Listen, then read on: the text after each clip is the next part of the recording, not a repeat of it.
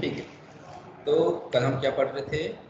We were discussing about फैजान्स,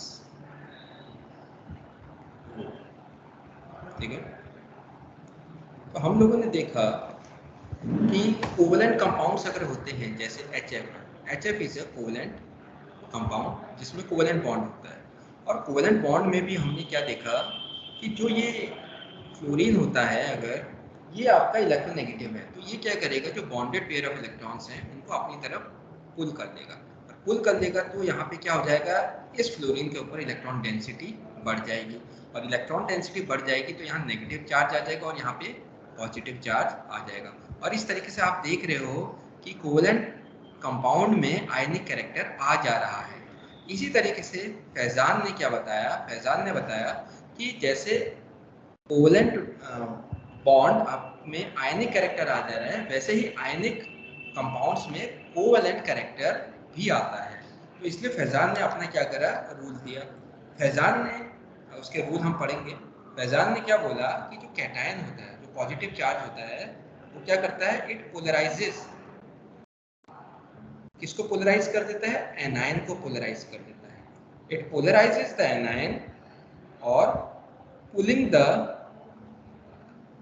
electronic charge. जो anion का electronic charge है उसको कैटायन, जो कि पॉजिटिव चार्ज होता है, अपनी तरफ क्या करेगा, पुल करेगा, ठीक है, क्योंकि एक पॉजिटिव एक नेगेटिव चार्ज है। Pulling the electronic charge towards itself, ठीक है, एंड देयर बाय, और इस तरीके से क्या होगा, इंक्रीजिंग, वो बढ़ा देगा, वो पुल करके इलेक्ट्रॉनिक चार्ज, एनायन के इलेक्ट्रॉनिक चार्ज को पुल करके increasing the electronic charge between the to. मतलब कैटायन और एनायन के बीच में आपका इलेक्ट्रॉनिक चार्ज को क्या कर देगा, इलेक्ट्रॉन डेंसिटी को बढ़ा देगा। और कोवेलेंट में क्या होता है, कोवेलेंट में यही तो होता है, जो इलेक्ट्रॉन डेंसिटी होती है वो दोनों के बीच में क्या होती है, दोनों के बीच में लाई करती है। तो इसका मतलब इसने कोवेलेंट कैरेक्टर को बढ़ा दिया है, ठीक है, by pulling the electronic charge of the anion, ठीक है। अच्छा, अब यहाँ पे मेन बात लिख रहा हूँ, the polarising power of the cation. अब कोवेलेंट कैरेक्टर आपका कितना ज्यादा है वो डिपेंड करेगा the polarising power of the cation. Cation की पोलराइजिंग पावर कितनी है, वो एनायन को कितना पोलराइज कर पा रहा है, कितना इलेक्ट्रॉनिक चार्ज उसका अपनी तरफ खींच पा रहा है, पुल कर पा रहा है, उसको बोलेंगे polarising power of the cation. The polarisability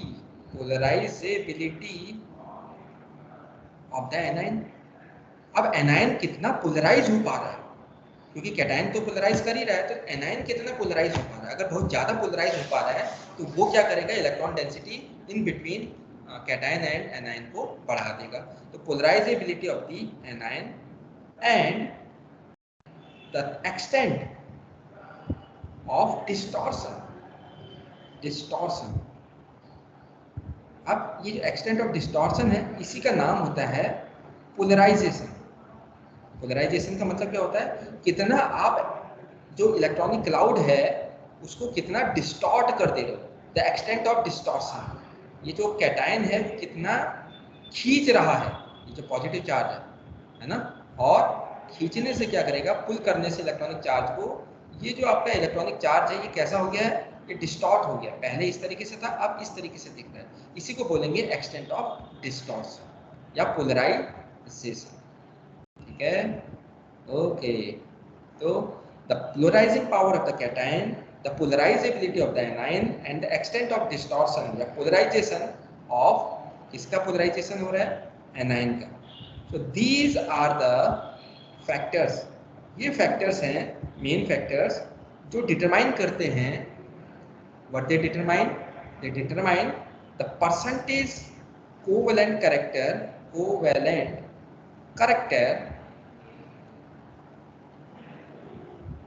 of the ionic bond, ठीक है। अगर पोलराइजिंग पावर ज्यादा होगी कैटायन की और एनायन की पोलराइजेबिलिटी ज्यादा होगी और एक्सटेंट ऑफ डिस्टॉर्शन बहुत ज्यादा होगा एनायन का, तो इसका मतलब कोवेलेंट कैरेक्टर क्या हो जाएगा, बढ़ जाएगा, ठीक है। चलिए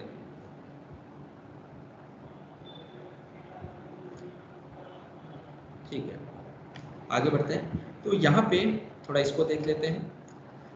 ये आपका मॉलिक्यूलर ज्योमेट्री बताएगा, यहाँ पे टेबल दे रखी है, और डायपोल मोमेंट आपका ये बता रहा है। और आपको पता है कि डायपोल मोमेंट अगर हमें पता हो तो उसकी हेल्प से हम मॉलिक्यूलर ज्योमेट्री भी फाइंड आउट कर सकते हैं। जैसे अगर जनरल फॉर्मूला है किसी कंपाउंड का AX, तो उसका शेप कैसा होगा, लीनियर। जैसे लेट से A है आपका, लेट से H है, और X है आपका लेट से फ्लोरीन, तो ये HF हो गया। तो इसका शेप कैसा होगा, लीनियर होगा। और आप जानते ही HF का शेप लीनियर, HCl का शेप लीनियर। अच्छा, डायपोल मोमेंट, तो डायपोल मोमेंट जीरो भी हो सकता है, और वैसे क्या होगा, नॉन जीरो। ठीक है, डायपोल मोमेंट में भी नॉन जीरो हो सकता है। इसके एग्जांपल HF और HCl, क्योंकि आपको पता है HF और HCl में ये पार्शियल नेगेटिव चार्ज आ जाता है, पार्शियल पॉजिटिव, यानी कि इसमें क्या होगी, पोलैरिटी आपको मिलेगी ही मिलेगी। ठीक है, तो मे भी नॉन जीरो हो सकता है। अदरवाइज आप HH लोगे तो डायपोल मोमेंट क्या हो जाएगा, जीरो। अदरवाइज ऐसा कोई आइडल आपका मॉलिक्यूल नहीं है जिसमें डायपोल मोमेंट जीरो होगा, कुछ ना कुछ डायपोल मोमेंट रहेगा, चाहे नेग्लिजिबल अमाउंट में ही क्यों ना हो। लेकिन हम इनको क्या मान लेते हैं कि इनका डायपोल मोमेंट क्या है, जीरो है। जैसे OO हो गया, HH हो गया। ठीक है, चलिए अब अगर जनरल फॉर्मूला मॉलिक्यूल का ये है, तो इसमें क्या हो सकता है, आपका लीनियर हो सकता है शेप, या बेंट और वी शेप हो सकता है। जैसे कार्बन डाइऑक्साइड, तो कार्बन डाइऑक्साइड में शेप कैसा होगा, लीनियर। अब देखो यहाँ पे डायपोल मोमेंट कैसा आया है, जीरो आया है। तो डायपोल मोमेंट थोड़ा हमें हेल्प करेगा कि शेप बताने में। तो डायपोल मोमेंट जीरो आया तो इसका मतलब शेप ऐसा होना चाहिए जो बॉन्ड्स के डायपोल मोमेंट क्या हो जाए, आपस में एक दूसरे को कैंसिल कर दें। जैसे कार्बन और ऑक्सीजन में ऑक्सीजन ज़्यादा इलेक्ट्रोनेगेटिव है, तो इसका मतलब डायपोल मोमेंट का डायरेक्शन क्या हो जाएगा इस बॉन्ड के लिए, इस तरफ। और C और O, इसके लिए डायपोल मोमेंट का डायरेक्शन किस तरफ हो जाएगा, इस तरफ। और यही एक तरीका है, यही एक फॉर्म है, लीनियर फॉर्म, जिसमें डायपोल मोमेंट जीरो हो सकता है। तो इस तरीके से हम क्या पता कर सकते हैं, हम ज्योमेट्री पता कर सकते हैं मॉलिक्यूल की। अच्छा, अब यहाँ पे देखिए H2O, ये भी तो AX2 टाइप का है। अब H2O में आपका डायपोल मोमेंट जीरो नहीं मिल रहा था, हमें एक्सपेरिमेंट किए गए, डायपोल मोमेंट जीरो नहीं मिला। इसका मतलब इसका जो है फिगर या ज्योमेट्री ऐसी नहीं हो सकती है। ऐसे में तो फिर क्या हो जाएगा, डायपोल मोमेंट एक दूसरे को कैंसिल कर देंगे और आपका डायपोल मोमेंट जीरो। लेकिन डायपोल मोमेंट जीरो नहीं आया है, तो इसका मतलब इसका शेप लीनियर नहीं होगा। तो इसका शेप कैसा होगा, इसका शेप लीनियर को छोड़ के बाकी कुछ हो सकता है। लेट से इस तरीके से मैंने कर दिया, और हमें टेक्निक से हमने इसके एंगल को भी मेजर करा, तो हमें 180 डिग्री नहीं मिला। तो इस तरीके से हमें पता चला कि इसका शेप कैसा है, इसका शेप बेंट है या फिर वी शेप है। ये आपको दिख रहा होगा वी शेप में, या फिर इसको हम बेंट शेप भी बोलते हैं। स्ट्रेट ये हो गया, बेंट ये हो गया।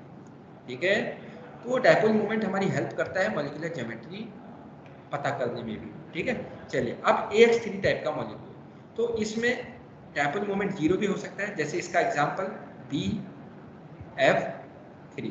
अब मैंने आपको कल ही बताया था कि सिमेट्री अगर होगी मॉलिक्यूल में तो डायपोल मोमेंट क्या आ जाएगा, जीरो।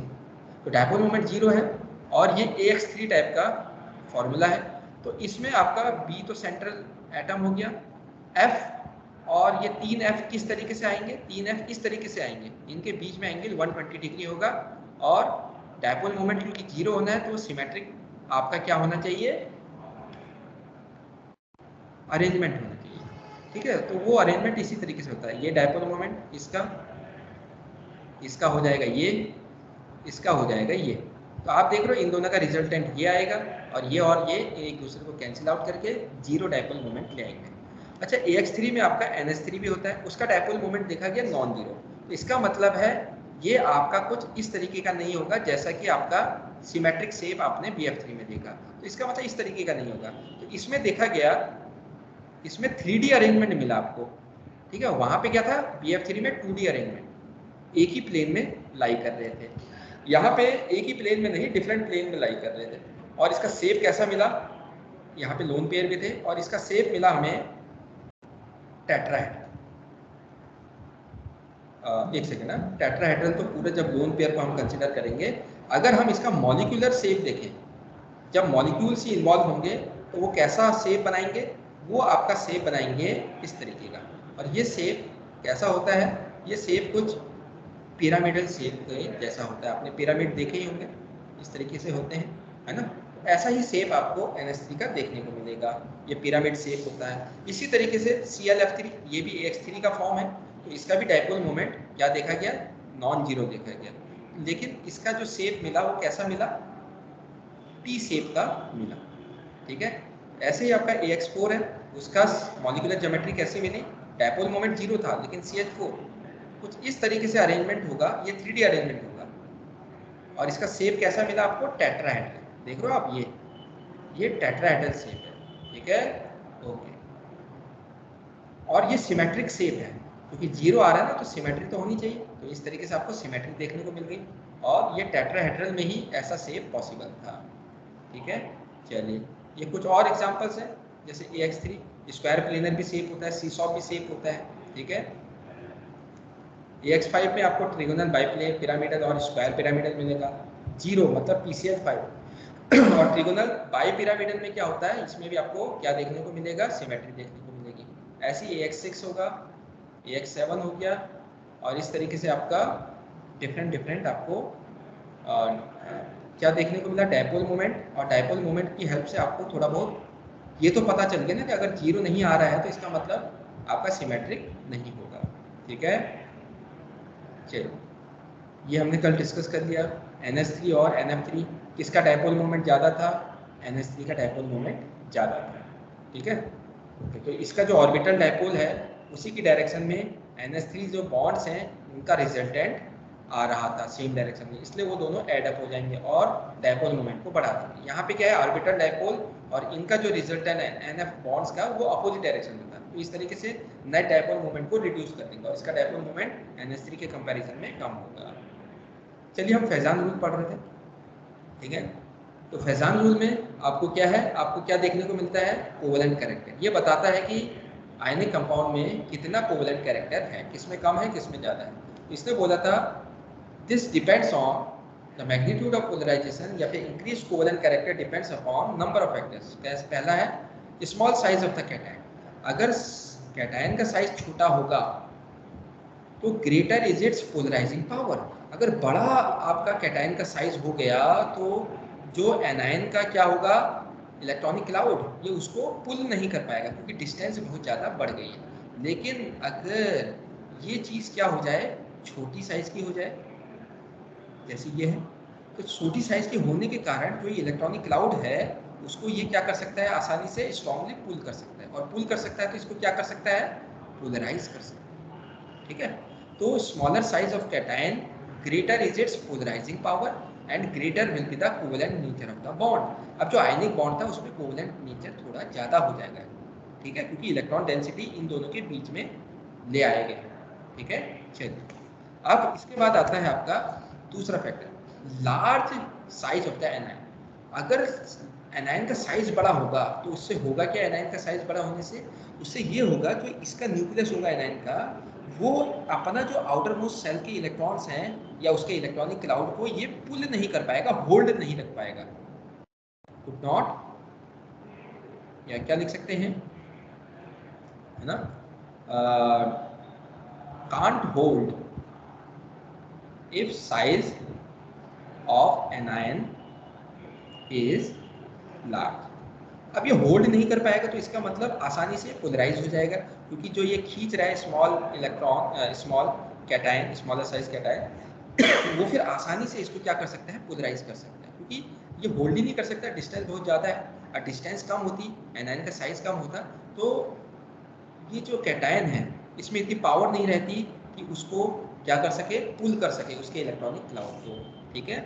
तो यहाँ पे क्या लिखा है, अगर larger the size of anion है तो greater is its polarising power, आसानी से पोलराइज हो जाएगा, polarisability power, and greater will be the covalent nature of the bond, और बॉन्ड क्योंकि बड़ा साइज होने के कारण इलेक्ट्रॉन डेंसिटी आसानी से बीच में लाई जा सकती है कैटायन के द्वारा, इस तरीके से कोवेलेंट कैरेक्टर बढ़ जाएगा आयनिक बॉन्ड में, ठीक है। चलिए, अब और कौन सा फैक्टर है, large charge on either of the two ions. अब दोनों आयंस में अगर लार्ज चार्ज है तो इस पर भी डिपेंड करता है, as the charge on the ion increases, अगर चार्ज बढ़ जाए The electrostatic attraction of the cation for the outer electrons of the anion also increases. अब जैसे लेट से चार्ज क्या हो गया, और पहले इतना था, अब लेट से चार्ज इतना हो गया। अगर चार्ज आपका बढ़ गया तो इससे क्या हो जाएगा, इससे आप एनायन के जो इलेक्ट्रॉनिक क्लाउड है उसको और ज़्यादा क्या कर सकते हो, स्ट्रांगली पुल कर सकते हो। ठीक है, तो as the charge on the ion increases, the electrostatic attraction of the cation for the outer electrons of the anion also increases. With the results, its ability for forming covalent bond increases. अब जैसे late से मेरे पास कोई भी एक मैं compound ले लेता हूँ, लेट से मेरे पास क्या है Fe, लेट से मेरे पास Fe2 पॉजिटिव है, लेट से मैंने Fe3 पॉजिटिव कर दिया, तो अब यहाँ पे क्या हो गया, चार्ज बढ़ गया। अब चार्ज बढ़ने से क्या होगा, एक्चुअली साइज कम हो जाएगा, क्योंकि यहाँ पे 2 इलेक्ट्रॉन निकले थे, यहाँ पे एक और इलेक्ट्रॉन निकल गया। एक और इलेक्ट्रॉन निकलने से साइज क्या हो जाएगा, छोटा, और साइज छोटा होने से क्या हो जाएगा, ये जो न्यूक्लियस है ना Fe3 पॉजिटिव का, या जिसका चार्ज ज़्यादा है, वो अब क्या हो जाएगा, जो आपका एनायन है, एनायन का जो आउटर मोस्ट के सेल के इलेक्ट्रॉन्स है या उनका इलेक्ट्रॉनिक क्लाउड है, उसको आसानी से क्या कर सकता है, स्ट्रांगली पुल कर सकता है, क्योंकि ज़्यादा चार्ज होने की वजह से उसका साइज कम हो गया, एक और इलेक्ट्रॉन निकल गया, तो साइज क्या हो जाएगा, कम हो जाएगा। साइज कम हो जाएगा तो स्ट्रांगली ये पुल कर सकता है एनायन के इलेक्ट्रॉनिक क्लाउड को। समझ में आया? तो चार्ज ज़्यादा होने से क्या हो जाएगा, आपका कोवेलेंट बॉन्ड या कोवेलेंट कैरेक्टर इंक्रीज हो जाएगा, क्योंकि इलेक्ट्रॉन डेंसिटी को ये पुल कर पाएगा। अच्छा, अगर लेट से आपका एनायन है और एनायन का चार्ज आपने -1 से बढ़ा के -2 कर दिया, -3 कर दिया, तो इससे क्या होगा, आपका इलेक्ट्रॉन ऐड होने से साइज बढ़ जाता है, और साइज बढ़ने से क्या हो जाएगा, अब ये स्ट्रांगली इसको होल्ड नहीं कर पाएगा बाहर के इलेक्ट्रॉनिक क्लाउड को, और जब इस बाहर के इलेक्ट्रॉनिक क्लाउड को होल्ड नहीं कर पाएगा तो आसानी से फिर ये पोलराइज हो जाएगा। ठीक है, तो इसका मतलब ये होता है।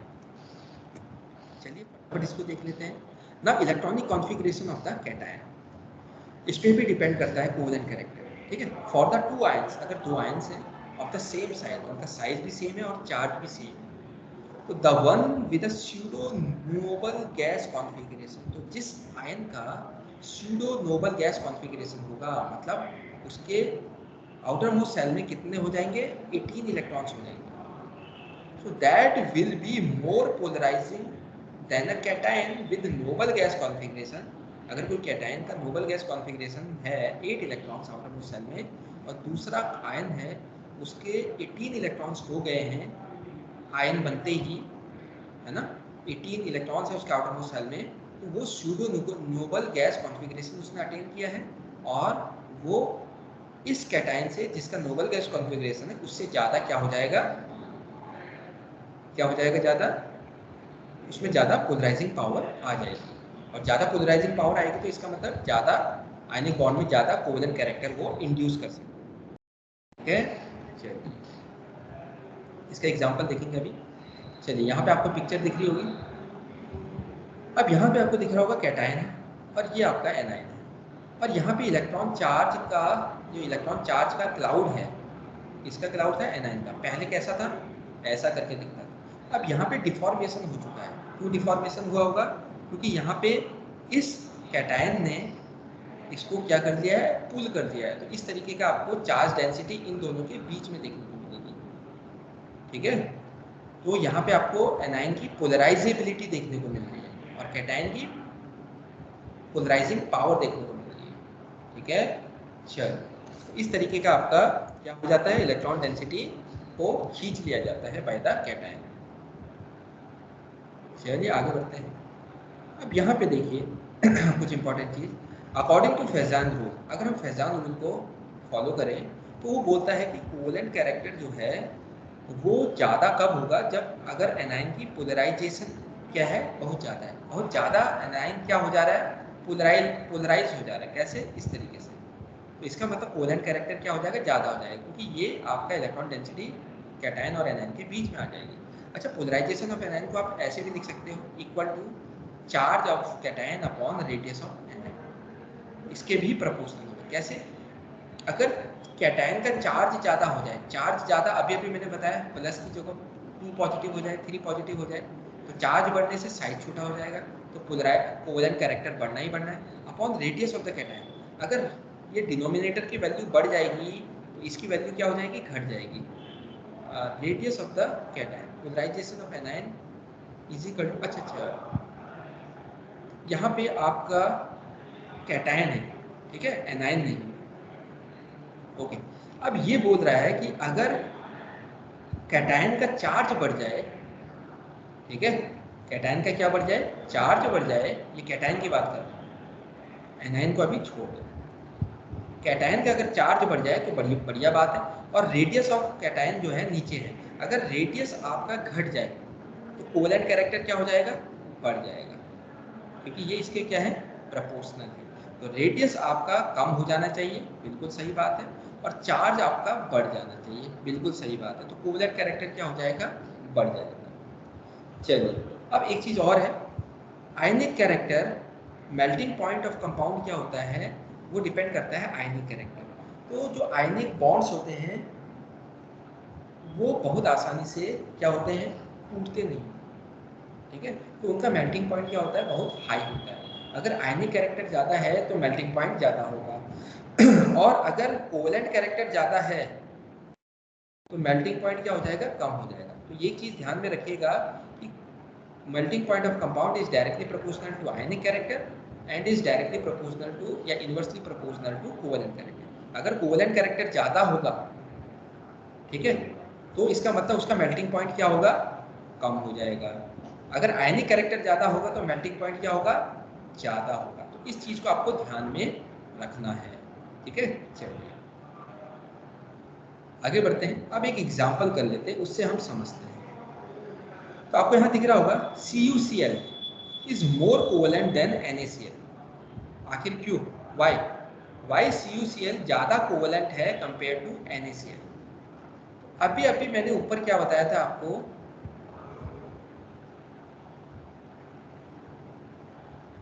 ये चीज बताई। यहाँ पे क्या दिखा है, दो आयंस हैं और सेम साइज और चार्ज के, तो वन विद जिसका सूडो नोबल गैस कॉन्फ़िगरेशन होगा, 18 इलेक्ट्रॉन्स होंगे आउटर मोस्ट शेल में, वो ज़्यादा पोलराइजिंग होगा देन अ कैटायन जिसमें सिर्फ नोबल गैस कॉन्फ़िगरेशन होगा, यानी कि 8 इलेक्ट्रॉन। ज़्यादा पोलराइजिंग कौन होगा, जिसमें सूडो नोबल गैस कॉन्फ़िगरेशन होगा। चलिए आगे बढ़ते हैं। अब यहाँ पे CuCl है, तो इसका मतलब Cu में कौन सा आयन होगा, Cu पॉजिटिव और Cl नेगेटिव। और यहाँ पे कौन से आयन्स होंगे, Na पॉजिटिव और Cl नेगेटिव। अब हमें इन दोनों पे फोकस करना है, Na और Cl। अब ये Cu पॉजिटिव और Na पॉजिटिव का क्या होता है, जो साइज होता है और चार्ज तो सेम है और साइज भी क्या होता है, इनका ऑलमोस्ट सेम होता है।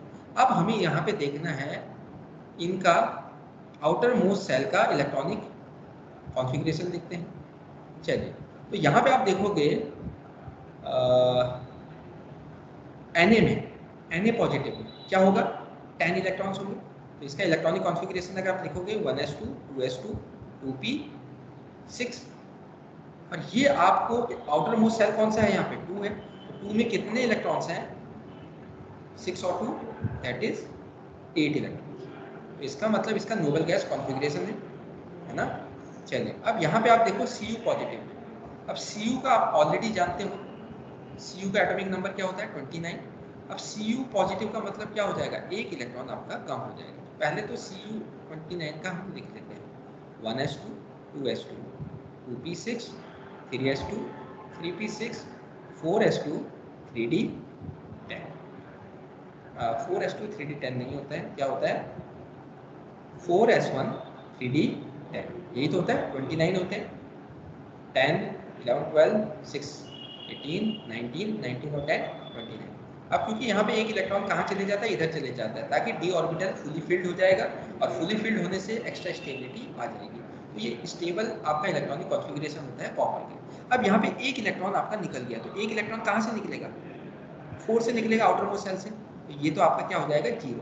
अब इलेक्ट्रॉनिक कॉन्फ़िगरेशन क्या हो जाएगा इसका इलेक्ट्रॉनिक कॉन्फ़िगरेशन हो जाएगा Cu पॉजिटिव का 1s2 2s2 2p6 3s2 3p6 and 3d10। अब यहाँ पे आप आउटर मोस्ट सेल का नंबर ऑफ इलेक्ट्रॉन्स देखिए आउटर मोस्ट सेल में, तो आउटर मोस्ट सेल कौन सा है, थर्ड वाला, और थर्ड में कितने इलेक्ट्रॉन्स हैं, 2 + 6 + 10, तो ये कितना हो गया 18 इलेक्ट्रॉन। इसका मतलब ये किस तरीके का हो गया, ये स्यूडो हो जाएगा, स्यूडो नोबल गैस कॉन्फ़िगरेशन हो गया इसका, क्योंकि आउटर मोस्ट सेल में 18 इलेक्ट्रॉन्स। अब यहाँ पे किसकी पोलराइजिंग पावर ज़्यादा हो जाएगी कंपेयर टू Na पॉजिटिव, और अगर हम कंपेयर करें Cu पॉजिटिव और Na पॉजिटिव, तो पोलराइजिंग पावर किस कैटायन की ज़्यादा होगी, वो हो जाएगी Cu पॉजिटिव की ज़्यादा होगी कंपेयर टू Na पॉजिटिव। ठीक है, ये पढ़ा था हम लोगों ने, नोटेड। इसका मतलब पोलराइजिंग पावर ज़्यादा होगी, तो इसका मतलब ये क्लोराइड एनायन दोनों में कॉमन है, तो जो क्लोराइड एनायन है उसके इलेक्ट्रॉनिक क्लाउड को कौन बहुत ज़्यादा डिस्टॉर्ट कर पाएगा, कौन कर पाएगा, Cu पॉजिटिव। ठीक है, इसका मतलब कोवेलेंट कैरेक्टर किस में ज़्यादा बढ़ गया, Cu। तो इसका मतलब हुआ कि CuCl इज मोर कोवेलेंट, क्योंकि कोवेलेंट कैरेक्टर ज़्यादा बढ़ गया, क्योंकि पोलराइजिंग पावर Cu पॉजिटिव की ज़्यादा होती है, और दोनों के केस में एनायन तो सेम ही है ना, तो एनायन में तो कुछ देख ही नहीं सकते हम लोग। ठीक है, तो इस तरीके से आप बोल सकते हो कि according to Fajans rule, effective nuclear charge in cation having this configuration, ये कैसा कॉन्फ़िगरेशन है, S2P6 और D10 configuration is greater than. अब इफेक्टिव न्यूक्लियर चार्ज बड़ा होने से पोलराइजिंग पावर बढ़ जाती है। ठीक है, और पोलराइजिंग पावर क्यों बढ़ रही है, इफेक्टिव न्यूक्लियर चार्ज बढ़ने से, greater than this configuration, therefore ये वाला जो है कंपाउंड वो ज़्यादा क्या होगा, कोवेलेंट होगा, तो hence CuCl is more covalent than NaCl, तो दिस इज द रीजन। चलिए अब हम देखते हैं दूसरी चीज, LiCl is more soluble in pyridine than in water. क्यों LiCl, अब ये वाटर में आपका क्या है, सॉल्युबल नहीं, pyridine में सॉल्युबल है। अब जो pyridine होता है और जो वाटर होता है, वाटर कैसा मॉलिक्यूल होता है, पोलर होता है, और pyridine कैसा होता है, दिस इज नॉन पोलर। ठीक है, और आपने पढ़ा है लाइक डिजॉल्व्स लाइक, तो इसका मतलब जो LiCl है वो आपका pyridine में क्या है, सॉल्युबल है, इसका मतलब ये क्या होगा, नॉन पोलर होना चाहिए LiCl। ठीक है, अब देखो जो आयनिक कंपाउंड्स होते हैं वो पोलर होते हैं, क्योंकि वो आयंस के बने होते हैं तो पोलैरिटी होती है, लेकिन कोवेलेंट बॉन्ड्स जो होते हैं वो क्या होते हैं, बहुत ही लेस आयनिक होते हैं, यानी कि उनमें पोलैरिटी बहुत कम होती है, तो ऑलमोस्ट नॉन पोलर होते हैं। तो इसका मतलब LiCl में कौन सा कैरेक्टर ज़्यादा होना चाहिए ताकि वो pyridine में डिसॉल्व हो जाए, बिकॉज लाइक डिसॉल्व्स लाइक। तो इसका मतलब इसमें कोवेलेंट कैरेक्टर ज़्यादा होना चाहिए। ठीक है, अगर आयनिक कैरेक्टर ज़्यादा होगा तो फिर ये वाटर में क्या हो जाएगा, डिसॉल्व हो जाएगा।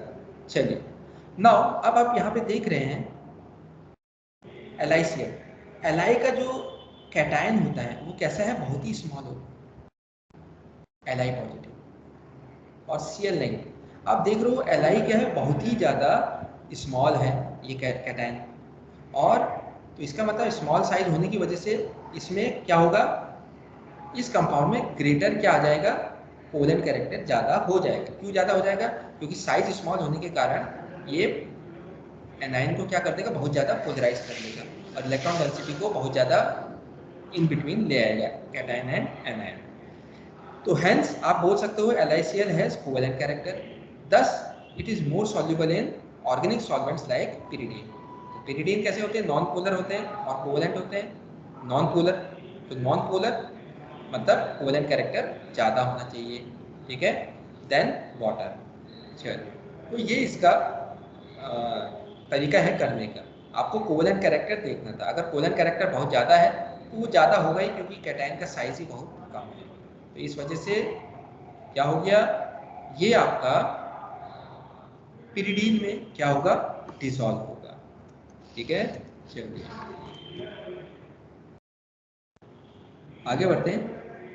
अब हम बात करते हैं valence shell electron pair repulsion theory. अब ये जो थ्योरी है ये एक्चुअली में क्या बताएगी, ये बताएगी जो मॉलिक्यूल्स हैं उनका शेप कैसा होगा, उनकी ज्योमेट्री कैसी होगी, ऐसी चीज़ें ये बताएगा। तो ये basic concept of the theory किसने सजेस्ट किया था, सिडविक एंड पावेल ने 1940 में। और ये क्या बताता है, शेप बताता है, ज्योमेट्री बताता है मॉलिक्यूल्स का, बहुत सारे मॉलिक्यूल्स का, ठीक है। अब ये कंसेप्ट क्या बताता है, ये कंसेप्ट बताता है the arrangement of bonds around the central atom. तो सेंट्रल एटम के अराउंड बॉन्ड्स आपके किस तरीके से अरेंज हैं, वही तो आपकी ज्योमेट्री बताएगा। And this depends upon the repulsions operating between electron pairs, चाहे बॉन्डेड इलेक्ट्रॉन पेयर की बात करो या नॉन बॉन्डेड इलेक्ट्रॉन पेयर की। नॉन बॉन्डेड का मतलब लोन पेयर हो गया, और बॉन्डेड इलेक्ट्रॉन पेयर का मतलब, इलेक्ट्रॉन पेयर बॉन्डेड मतलब जो बॉन्ड में क्या हो रहे हैं, यूज हो रहे हैं, ठीक है। जो बॉन्ड पेयर्स हैं, इलेक्ट्रॉन पेयर्स जो बॉन्ड में है, बॉन्डिंग में, उन्हीं को बॉन्डेड इलेक्ट्रॉन पेयर बोला जाता है अराउंड द सेंटर एटम। तो ये डिपेंड करेगा कि अरेंजमेंट कैसा होगा बॉन्ड का अराउंड सेंटर एटम, वो रिपल्सन्स पे डिपेंड करेगा। इसीलिए ये थ्योरी का नाम है valence shell electron pair repulsion theory. तो वैलेंस सेल में जो इलेक्ट्रॉन पेयर हैं उनका रिपल्सन की वजह से ही जो डिफरेंट बॉन्ड्स बन रहे हैं उनका क्या हो रहा है, डिफरेंट अरेंजमेंट हो रहा है, और डिफरेंट अरेंजमेंट की वजह से डिफरेंट आपको क्या मिलेगा, ज्योमेट्रीज और शेप्स मिलेंगे। बाद में जिलेस्पी और नाइलॉम ने क्या करा, इस वेस्पर थ्योरी को और ज़्यादा डेवलप करा, ठीक है। चलिए आगे बढ़ते हैं। अब इसके मेन पोस्टुलेट्स क्या है वो हम पढ़ लेते हैं। क्या क्या इन्होंने बोला था, इन्होंने बोला था कि फॉर पॉली एटॉमिक मॉलिक्यूल्स, ज़्यादा एटम वाले मॉलिक्यूल्स है ना, containing 3 or more atoms, one of the atom is called central atom to which other atoms are linked, ठीक है। जैसे CH4 हो गया, ये पॉली एटॉमिक मॉलिक्यूल है, ठीक है, ओके। अब 3 या 3 से ज़्यादा एटम्स हैं, इसमें दिख ही रहा आपको 4 हैं। तो अब इसमें एक आपका एटम क्या होगा, सेंट्रल एटम। जैसे यहाँ पे कौन होगा, कार्बन, ये आपका एक सेंट्रल एटम होगा, ठीक है। चलिए अब ये बोल रहा है the geometry of a molecule depends upon, अब शेप या ज्योमेट्री किस पे डिपेंड करेगी, the total number of valence shell electron pairs bonded और non bonded which are present around the central atom. तो कितने total number of valence shell electron pairs आपके present हैं, और उनके बीच में रिपल्सन जो हो रहा है due to their relative size and shape की वजह से, ठीक है, उस पर आपकी ज्योमेट्री डिपेंड करेगी। तो total number of valence electron कितने हैं, ठीक है, और उनके बीच में रिपल्सन कैसा हो रहा है उस पर आपकी ज्योमेट्री डिपेंड करेगी। If the central atom is surrounded by bond pairs only, अगर बॉन्डेड पेयर से ही आपका सेंट्रल एटम सराउंड है तो it gives symmetrical shape to the molecule. अब ये बहुत इंपॉर्टेंट है। जैसे BeCl2, अब इसमें क्या होता है, कोई भी आपका लोन पेयर नहीं होता है, सिर्फ नॉन बॉन्डेड पेयर नहीं होता है, सिर्फ बॉन्डेड पेयर्स होते हैं। इस वजह से आपको इसका जो शेप मिलेगा कैसा मिलेगा, सिमेट्रिकल मिलेगा, जैसे कि लीनियर जैसा मिल रहा है, सिमेट्रिकल, ठीक है। अब जैसे CH4 कैसा होता है, टेट्राहेड्रल, और टेट्राहेड्रल एक सिमेट्रिकल शेप होता है। तो वो तभी पॉसिबल हो पाएगा जब सेंट्रल एटम में आपका कोई भी नॉन बॉन्डेड पेयर नहीं होनी चाहिए, सिर्फ बॉन्डेड इलेक्ट्रॉन पेयर्स होने चाहिए, ठीक है। चलिए आगे बढ़ते हैं। अब ये बोलता है अगर central atom is surrounded bye lone pair, अब लोन पेयर आ गया, लोन पेयर मतलब नॉन बॉन्डेड पेयर।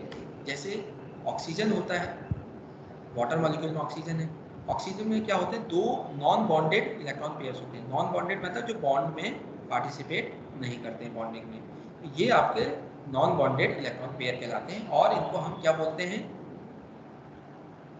इनको हम लोन पेयर्स भी बोलते हैं, और lone pairs of non bonded electron pairs और लोन पेयर्स ऑफ इलेक्ट्रॉन्स, ठीक है। चलिए if the central atom is surrounded by lone pairs as well as bonded pair of electrons then the molecule has a distorted geometry। तो lone pair आने से आपका क्या हो जा रहा है, ज्योमेट्री में डिस्टॉर्शन आ जा रहा है, ठीक है। अच्छा ये भी बहुत इंपॉर्टेंट है, इसको भी पढ़िए। The relative order of repulsion between the electron pairs. अब आपको पता है इलेक्ट्रॉन पेयर्स है वो कैसे नेगेटिवली चार्ज है, तो डिफरेंट इलेक्ट्रॉन पेयर, चाहे लोन पेयर हो, चाहे नॉन बॉन्डेड पेयर हो, चाहे बॉन्डेड पेयर हो, वो आपस में एक दूसरे को क्या करेंगे, रिपल करेंगे। तो सबसे ज्यादा रिपल्सन किसमें देखा गया है, लोन पेयर में। ठीक है, लोन पेयर जैसे यहाँ पे दो लोन पेयर है वाटर में, दिख रहा है आपको, वो होंगे इस तरीके से, ये एक लोन पेयर, ये दूसरा लोन पेयर, तो दोनों एक दूसरे को क्या करेंगे, रिपेल करेंगे। और रिपेल करेंगे तो इसका मतलब बहुत ज़्यादा रिपल्सन होगा इसके बीच। क्या देखा गया है, लोन पेयर में बहुत ज़्यादा रिपल्सन होता है compare to lone pair bond pair and compare to bond pair. अब आपको यहाँ देखने को मिल रहा होगा ये क्या है, बॉन्डेड पेयर ऑफ इलेक्ट्रॉन्स है, तो ये हो गया और ये हो गया, इन दोनों में क्या होगा, रिपल्सन बहुत कम होगा। अच्छा, ये लोन पेयर है और ये बॉन्डेड पेयर है, इनमें जो रिपल्सन होगा वो थोड़ा ज़्यादा होगा, और जो ये लोन पेयर है इनमें रिपल्सन और ज़्यादा होगा, बहुत ज़्यादा। ठीक है, ओके। अब a lone pair is concentrated around the central atom, बिल्कुल सही बात है, सेंट्रल एटम के अराउंड आपका लोन पेयर होता है। While a bond pair is pulled out between the two bonded atoms, तो बॉन्ड पेयर कहाँ पे होते हैं, यहाँ पे होते हैं, दो बॉन्डेड एटम्स के बीच में जो बॉन्डेड हो रहे हैं। ठीक है, तो as such repulsion becomes greater when a lone pair is involve, तो इस वजह से, क्योंकि ये जो बॉन्डेड पेयर ऑफ इलेक्ट्रॉन्स हैं वो क्या है, बहुत ही कम जगह में होंगे क्योंकि बॉन्डेड हो गए। लोन पेयर क्या होंगे, वो उनको बहुत ही ज़्यादा स्पेस में होंगे, तो उस वजह से उसका क्या हो जाएगा, रिपल्सन बहुत ज़्यादा हो जाएगा। Got it. तो लोन पेयर का रिपल्सन सबसे ज़्यादा होगा कंपेयर टू बॉन्ड पेयर। चलिए, अब ये थ्योरी को अगर हम अप्लाई करते हैं, balance charge electron pair repulsion theory, तो उन्होंने बोला कि आपका इलेक्ट्रॉन पेयर जो भी हो, चाहे बॉन्डेड हो चाहे नॉन बॉन्डेड इलेक्ट्रॉन पेयर हो, उनमें रिपल्सन तो होगा, और रिपल्सन होने के कारण क्या होने वाला है, आपका ज्योमेट्रीज डेवलप होने वाली है, क्योंकि रिपल्सन के कारण जो नॉन बॉन्डेड इलेक्ट्रॉन पेयर्स और बॉन्डेड इलेक्ट्रॉन पेयर्स हैं वो इधर उधर क्या हो जाएंगे, स्पेस ऑक्यूपाई करेंगे। अगर रिपल्सन ज़्यादा होगा तो ज़्यादा दूर हो जाएंगे, रिपल्सन कम होगा तो पास हो जाएंगे, है ना, और इस तरीके से वेरियस ज्योमेट्रीज आपको देखने को मिलेंगी। ठीक है, चलिए, तो यहाँ पे ये क्या चीज़ दे रखी है, ओके। अच्छा, ये तो डायपोल मोमेंट वाला दे रखा है कि डायपोल मोमेंट हमें बताता है कि शेप कैसा हो सकता है। ठीक है, तो शेप आपका लीनियर के केस में तो लीनियर ही होगा, डायपोल मोमेंट जीरो हो चाहे कुछ वैल्यू हो। अगर मॉलिक्यूल इस तरीके का है AB2 टाइप का, तब आपके ये शेप देखने को मिलेंगे। AB3 है तो इस तरीके के शेप आपको देखने को मिलेंगे। ठीक है, ये थोड़ा बहुत आपको दिमाग में रखना पड़ेगा। जैसे BF3 सिमेट्रिकल होता है, डायपोल मोमेंट जीरो होता है, तो ट्रिगोनल प्लेनर शेप का होता है। ट्रिगोनल प्लेनर कैसा होता है, F F और F। आप देख रहे होंगे यहाँ पे कैसा शेप मिल रहा है आपको, ये ट्राइगोनल प्लेनर, ट्राइंगल दिख रहा है आपको, और प्लेन है, एक ही प्लेन में लाई कर रहे हैं, ये ट्रिगोनल प्लेनर कहलाएगा। और ये मॉलिक्यूल्स यहाँ पे देख रहे हो डायपोल मोमेंट 0 0, तो इनका शेप कैसा हो गया, टेट्राहेड्रल। अच्छा, CH Cl3 यहाँ पे डायपोल मोमेंट 0 नहीं है तो टेट्राहेड्रल होगा, लेकिन कैसा होगा, डिस्टॉर्टेड टेट्राहेड्रल होगा। ठीक है, ओके। चलिए यहाँ पे आ जाते हैं। अब यहाँ पे आपको देखने को मिलेगा geometry of molecules in which the central atom has no lone pair of electrons, तो सेंट्रल एटम के पास कोई भी लोन पेयर नहीं होगा, और लोन पेयर नहीं होगा तो कैसी ज्योमेट्री मॉलिक्यूल की मिलेगी वो आप यहाँ पे देखोगे। चलिए, तो पहले लेफ्ट में क्या है, नंबर ऑफ इलेक्ट्रॉन पेयर्स है, और यहाँ पे आपको क्या दिख रहा है, अरेंजमेंट ऑफ इलेक्ट्रॉन पेयर्स आपको दिख रहा है। नंबर ऑफ इलेक्ट्रॉन पेयर 2 है, अरेंजमेंट ऑफ इलेक्ट्रॉन पेयर कैसा हो सकता है, इस तरीके से हो सकता है। अब देखिए यहाँ पे आपका A आपका सेंट्रल एटम है, अब उसके जो उसमें कितने बॉन्डेड पेयर ऑफ इलेक्ट्रॉन्स होंगे, 2। अब ये दो जो बॉन्डेड पेयर ऑफ इलेक्ट्रॉन्स हैं वो एक दूसरे से कितना दूर जा सकते हैं। अब ये बॉन्डेड पेयर ऑफ इलेक्ट्रॉन कैसे बने हैं, ये A एटम और B एटम ने आपस में शेयरिंग करी और बॉन्डेड पेयर ऑफ इलेक्ट्रॉन बन गए। अब ये बॉन्डेड पेयर ऑफ इलेक्ट्रॉन्स एक दूसरे से को रिपेल करेंगे और इतनी दूर चले जाएंगे कि रिपल्सन बहुत ही मिनिमम हो जाएगा। तो वो कंडीशन तभी आएगी जब आप एक दूसरे में क्या हो जाए, एक दूसरे के क्या हो जाए, बिल्कुल अपोजिट डायरेक्शन। अगर यहाँ पे है और दूसरा यहाँ पे है तो तब भी वो क्या है, क्लोज है। तो मैक्सिमम डिस्टेंस तभी होगी जब एंगल कितना होगा, 180 डिग्री। तो कैसा शेप एक्वायर करेंगे, ये लीनियर शेप। तो मॉलिक्यूलर ज्योमेट्री कैसी होगी, इस तरीके की दिखेगी, इसके एग्जाम्पल क्या हो गए, BeCl2 अभी अभी आपके सामने बनाया था मैंने, और HgCl2 उसका शेप भी कैसा होता है, लीनियर ही होता है। तो बॉन्डेड पेयर ऑफ इलेक्ट्रॉन्स कहाँ पे चले जाएंगे, बिल्कुल एक दूसरे से बहुत दूर 180 डिग्री में ही ये क्या होगा, पॉसिबल होगा। Got it. चलिए अब दूसरा देख लेते हैं। अब 3 है, कोई भी लोन पेयर नहीं है, ठीक है, ये याद रखिएगा। तो इस केस में आपका A है, उसके बाद B B B इस तरीके से होंगे ताकि ये एक दूसरे से क्या हो जाए, सबसे ज्यादा दूर। तो वो ज्योमेट्री यही पॉसिबल है। और इस तरीके से आपका किस तरीके का मॉलिक्यूल का शेप मिलेगा, ट्रिगोनल लेगा। उसका एग्जांपल है BF3। अच्छा, अगर CH4 है या NH4 पॉजिटिव है तो उसमें आपको कैसा ज्योमेट्री मिलेगी। देखो इनमें जो सेंट्रल एटम है उसमें कोई भी लोन पेयर नहीं होगा। अब जब लोन पेयर नहीं होगा तो टेट्राहेड्रल शेप में ही ये पॉसिबल है कि वो सारे के सारे जो लोन पेयर होंगे वो एक दूसरे से क्या होंगे, लोन पेयर नहीं, बॉन्डेड पेयर ऑफ इलेक्ट्रॉन। जैसे यहाँ पे बॉन्डेड पेयर, इसका बॉन्डेड पेयर, इसका बॉन्डेड पेयर, इसका बॉन्डेड पेयर एक दूसरे से दूर होंगे, एक दूसरे से। तो ऐसा तभी पॉसिबल है जब टेट्राहेड्रल शेप आप क्या करोगे, एक्वायर करोगे। Got it. चलिए तो अब यहाँ पे BBB लगा दो और आपको कैसा शेप मिल जाएगा, आपको मिल जाएगा टेट्राहेड्रल शेप, ठीक है। चलिए तो उसके एग्जांपल हो गए CH4 एंड NH4। याद रखिएगा कोई भी लोन पेयर नहीं है, no lone pair of electron. आगे बढ़ते हैं, कुछ और शेप्स है। अगर आपका 5 क्या है, 5 नंबर ऑफ इलेक्ट्रॉन पेयर्स, और ये नंबर ऑफ इलेक्ट्रॉन पेयर्स कैसे हैं, बॉन्डेड पेयर ऑफ इलेक्ट्रॉन्स जो बॉन्ड में बन रहा है। जैसे यहाँ पे हो गया, यहाँ पे हो गया, यहाँ पे हो गया, यहाँ पे हो गया और यहाँ पे हो गया। ये 5 बॉन्ड्स बन रहे हैं, उनके बॉन्डेड पेयर ऑफ इलेक्ट्रॉन्स हैं। अगर 5 होंगे तो कौन सी ज्योमेट्री ऐसी होगी जिसमें ये एक दूसरे से दूर जाएंगे। तो देखा गया कि ट्रिगोनल बाई पिरामिडल अगर शेप होगा, एक ट्राइंगल हमने ले लिया, सेंटर में आपका A है, फिर उसके बाद आपका क्या आ गया, ट्राइंगल के कॉर्नर्स में आपका B एटम है, और इस प्लेन के जस्ट ऊपर और नीचे आपका क्या होगा, BB एटम होंगे। और इस तरीके से आपका ट्रिगोनल बाई पिरामिडल शेप आएगा। देखो पिरामिड बन रहा है ट्राइंगल के ऊपर भी और ट्राइंगल के नीचे भी, तो ट्रिगोनल बाई पिरामिडल हो गया। और इसका एग्जांपल है PCl5। इस तरीके का शेप क्या होगा, एक्वायर किया जाएगा मॉलिक्यूल के द्वारा। अच्छा, अगर 6 हो गए number of electron pairs, bonded pair of electron, तब उस शेप में, उस सिचुएशन में ऑक्टाहेड्रल शेप ये एक्वायर करेंगे ताकि आपका electron, bonded pair of electron एक दूसरे से क्या हो, बहुत ही दूरी में हो। तो ये शेप ज़्यादा सपोर्ट करेगा उनको ज़्यादा दूर रहने में और इलेक्ट्रॉन रिपल्सन को कम करने में। तो मॉलिक्यूल का शेप कैसा हो जाएगा, ऑक्टाहेड्रल। और इसका एग्जांपल क्या हो गया, SF6, यानी कि सल्फर है, यहाँ पे फ्लोरीन, फ्लोरीन, फ्लोरीन, फ्लोरीन, इस तरीके से आपका यहाँ पे फ्लोरीन है, और ऊपर भी आपका एक फ्लोरीन होगा और नीचे भी आपका एक फ्लोरीन होगा। इस तरीके से आपका क्या बनेगा, स्ट्रक्चर बनेगा। किसका बनेगा, SF6 का, ठीक है। अब यहाँ पे दूसरी सिचुएशन है। अब ज्योमेट्री हम देखेंगे सिंपल मॉलिक्यूल्स की, आयंस की, विद सेंट्रल एटम हैविंग 1 और more than 1 loan pair of electrons. तो उसको हम E से रिप्रेजेंट करेंगे, किसको, लोन पेयर। अब देखो यहाँ पे मॉलिक्यूल का टाइप है AB2E। E का मतलब है एक लोन पेयर है, और B का मतलब है कि 2 एटम्स हैं तो 2 bonding pair, number of bonding pairs कितने हो जाएंगे, 2। पेयर ऑफ एटम्स की बात, इलेक्ट्रॉन्स की बात कर रहे हैं, तो 2 बॉन्डेड पेयर ऑफ इलेक्ट्रॉन्स होंगे और एक आपका लोन पेयर ऑफ इलेक्ट्रॉन्स होंगे, ठीक है। अब इसका अरेंजमेंट क्या होगा सबसे बेस्ट, कि रिपल्सन क्या हो, बहुत ही मिनिमम है।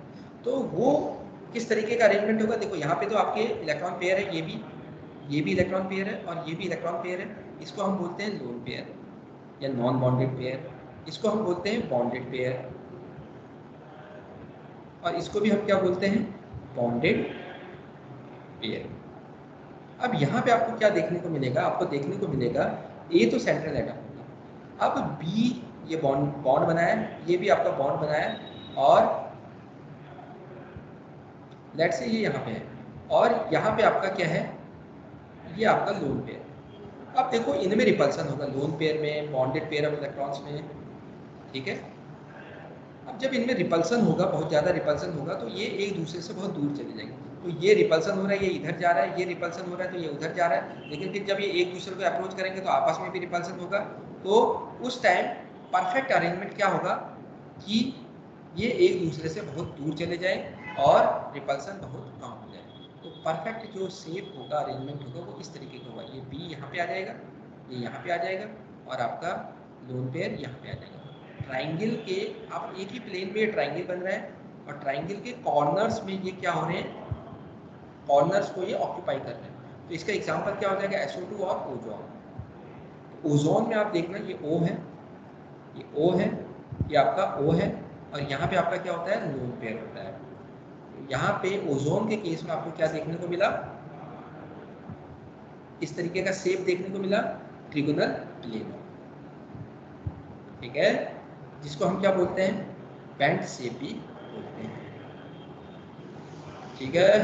चलिए, अब जैसे सल्फर है, सल्फर में भी आपको कैसा देखने को मिलेगा, इसी तरीके का, और यहाँ पे क्या होगा, लोन पेयर होगा, इस तरीके का आपको देखने को मिलेगा। अगर लोन पेयर नहीं दिखाएंगे तो कैसा दिखेगा, इस तरीके का बेंट शेप। Got it. ऐसा करते हैं, इसमें आते हैं दूसरे टाइप में, AB3E। इसका मतलब यहाँ पे 3 बॉन्ड बनेंगे, तो बॉन्डिंग पेयर कितने हो जाएंगे, 3 हो जाएंगे, और E एक ही है तो इसका मतलब एक ही लोन पेयर होगा। किस तरीके का अरेंजमेंट होना चाहिए ताकि इलेक्ट्रॉन पेयर्स में रिपल्सन क्या हो, बहुत ही कम हो। उस सिचुएशन में आपका जो टेट्राहेड्रल का अरेंजमेंट होता है इलेक्ट्रॉन पेयर्स का, वो सबसे बेस्ट होता है, जिसमें रिपल्सन बहुत ही मिनिमम होगा। तो ए हो गया, बी बी बी, और यहाँ पे आपका ऊपर क्या आ जाएगा, लोन पेयर आ जाएगा, ये आपके लोन पेयर। तो टेट्राहेड्रल इसका क्या हो गया, अरेंजमेंट हो गया, ज्योमेट्री। लेकिन अगर आप मॉलिक्यूलर शेप की बात करोगे तो आप क्या देखोगे, ए लोन पेयर को आप हटा देना, बी बी बी, तो ये कैसा शेप हो जाएगा, ये शेप हो जाएगा आपका इसका ट्रिगोनल, ये आई है, ठीक है, ये हो जाएगा ट्रिगोनल पिरामिडल। तो यानी कि आप देख रहे हो बेस कैसा है, ट्राइंगल जैसा है, और ये कैसा दिख रहा है आपको, पिरामिड जैसा दिख रहा है। तो इसका शेप कैसा हो जाएगा, ट्रिगोनल पिरामिड। आपने ये लोन पेयर को क्या करा है, हटा दिया। अगर आप लोन पेयर को कंसीडर करोगे तो आपको ज्योमेट्री मिलेगी, और ज्योमेट्री कैसी मिलेगी, ज्योमेट्री आपको मिलेगी टेट्राहेड्रल। Got it. और इसका एग्जांपल क्या है, NH3।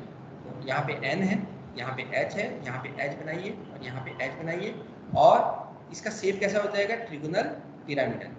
और इसका ज्योमेट्री देखेंगे तो लोन पेयर को भी काउंट करना होगा, यहाँ पे लोन पेयर होगा, तो इस वजह से इसकी ज्योमेट्री कैसी होगी, टेट्राहेड्रल। टेट्राहेड्रल में क्या होगा, सेंट्रल में एटम होगा, और जो भी बॉन्ड इलेक्ट्रॉन पेयर्स होंगे वो कहाँ पे जाएंगे, वो टेट्राहेड्रल के जो भी कॉर्नर्स हैं उनको ऑक्यूपाई कर लेंगे। Got it. चलिए, अब यहाँ पे हम दूसरी चीज देखेंगे एक और, चलिए इसको देख लेते हैं फिर छुट्टी करते हैं। AB2E2, यहाँ पे कितने बॉन्डेड पेयर ऑफ इलेक्ट्रॉन्स होंगे, क्योंकि 2 एटम है तो 2 bonded, number of bonding pairs कितने हो जाएंगे, 2 हो जाएंगे। नंबर ऑफ लोन पेयर्स कितने हैं, दैट इज 2, क्योंकि E की कितने काउंट है, E के 2, यानी कि 2 लोन पेयर होंगे और 2 बॉन्डेड पेयर ऑफ इलेक्ट्रॉन्स होंगे। अब इसकी कैसी आपकी अरेंजमेंट होना चाहिए, कैसा ज्योमेट्री होनी चाहिए ताकि ये जो इलेक्ट्रॉन पेयर्स हैं वो क्या हो जाए, वो एक दूसरे से दूर चले जाए, रिपल्सन क्या हो जाए, बहुत ही मिनिमम। तो इसका सबसे बेस्ट तरीका यही है कि अगर ये टेट्राहेड्रल ज्योमेट्री को क्या कर लेते हैं, अटेन कर लेते हैं। तो लोन पेयर आपका इधर आ गया, ये लोन पेयर इधर आ गया, दिख रहा होगा आपको, और ये बी है और ये बी है, तो कैसी ज्योमेट्री बन रही है, अगेन टेट्राहेड्रल ही बन रही है। और इसका शेप कैसा होगा, मॉलिक्यूलर शेप। तो मॉलिक्यूलर शेप जब आप देखोगे तो उस समय आप ये लोन पेयर को क्या करोगे, काउंट नहीं करोगे, कंसीडर नहीं करोगे। तो ए बी और बी, और ये कैसा शेप होता है, ये शेप होता है आपका बैंड। समझ में आया, लोन पेयर को आप कंसीडर नहीं करोगे। तो इसका जो एग्जांपल होता है बेस्ट, वो होता है वाटर, HO और H। इसमें 2 लोन पेयर होते हैं, लेकिन हम उसको नहीं दिखाएंगे। अगर हमें शेप चाहिए, मॉलिक्यूलर शेप, तो मॉलिक्यूल्स को हम देखेंगे। तो ये आपका कैसा शेप है, बेंट शेप है, देखो बेंट हो रखा है, लीनियर नहीं है, ठीक है। तो इस तरीके से और भी बहुत सारे आपके स्ट्रक्चर्स होंगे जो हम कल पढ़ेंगे, ठीक है। तो आज के लिए इतना ही, ओके।